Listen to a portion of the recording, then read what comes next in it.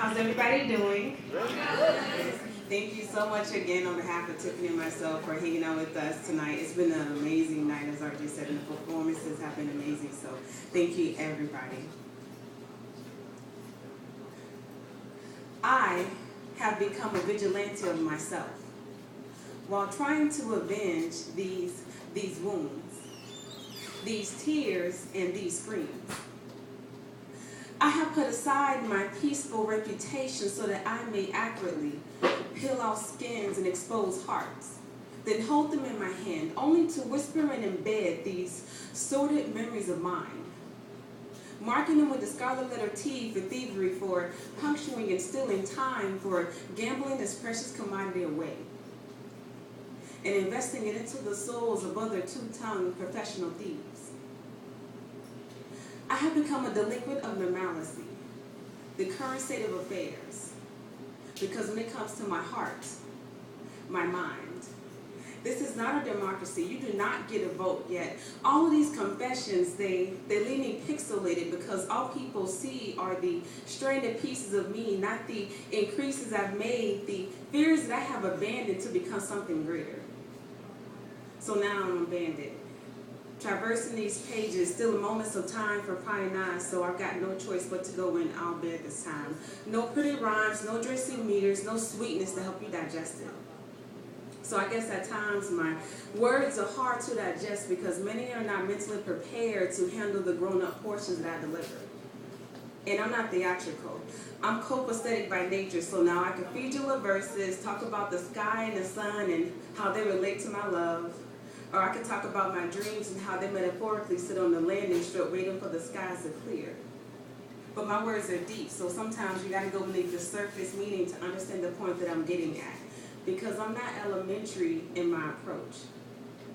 This is natural skill that I perfect through experience, so I don't just speak these words, I bleed them. So when I'm at this mic, yes, I'm committing suicide, but please, don't get it twisted. I'm not a martyr, I just need to let some things die. I can't be the only one who wants to be free. I can't be the only one who's tired of keeping this all inside. So when ink touches paper, when my voice penetrates this mic, I gain my freedom because it's the equivalent of me going to war. My verses are the soldiers standing up at the front line, working around the clock. So every time I pause, I'm just reloading, adding more soldiers to the battle, more warriors for the cause. I fight to fight to be free. I fight because we are all kings and queens. I fight because somewhere along the line, someone told you that you didn't deserve to be a king, that you didn't deserve to be a queen, so I fight for awareness. I fight for truth, because I'm here to tell you that you are not defined by your circumstances. You are not defined by your pain, and you most definitely are not defined by your past. You are defined by your actions in this current moment of time, so please hear me when I say speak and be heard. And I don't mean speak with your words, I mean speak through your way of life. Because it's time that we master the art of being. Because people will not listen to our words until we make them more than just words. People will not listen to our words until we make them the preface, the prologue for change, the precursor for more actions to follow. So add your verses with my verses, freedom poem after freedom poem, because trust me when I say it feels really good to be free. It feels good to get rid of everything that prevented Alice from being Alice. And I'm just trying to set the atmosphere here, a solid foundation for us to build upon, because I'm always vertical in my approach. My direction is always upward, so don't ever look for me in the same spot twice, because as long as I breathe, I evolve. As long as I evolve, I change. As long as I change, I am always shedding these layers. Because bare is beautiful. Because I'm not ashamed of me. Because I'm not ashamed of these scars which represent that I have lived. Because I have lived. I have loved, I have cried, I have grieved, and not necessarily in that order. Yet people say that the truth hurts, that it's more than we can bear, that it festers worse than the lie, because at least the lie brings comfort, but no. The truth is, many of us are not mature enough to deal with the fact that the truth is not here to make us feel good.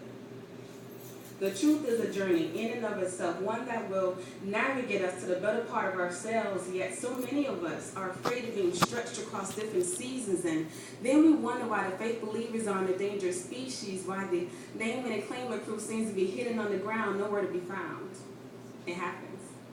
Because we point fingers because we believe that the blame game means we don't have to own up to whatever it is that we keep hidden away in our dark little box. Trust me, I've seen it. I've seen the wars. I've seen men struggle between two different minds, slowly eradicating any sign of design. I've seen wars where men chase the dreams of fools in lands made up of anecdotes unlived. I've heard the screams that souls choose as forgotten legends close their eyes to nightmares not their own, only to awaken to realities that don't fit. I've seen wars, I've seen defeat. I've seen a white flag raised before the battle was even initiated, so call me crazy, but yes, I've seen defeat start as early as the womb because we've stopped trying to raise warriors. Nobody is kingdom-minded anymore. I've seen wars, I've seen defeat, I've seen a platform shaped like two tectonic plates. You couldn't see it at first, no.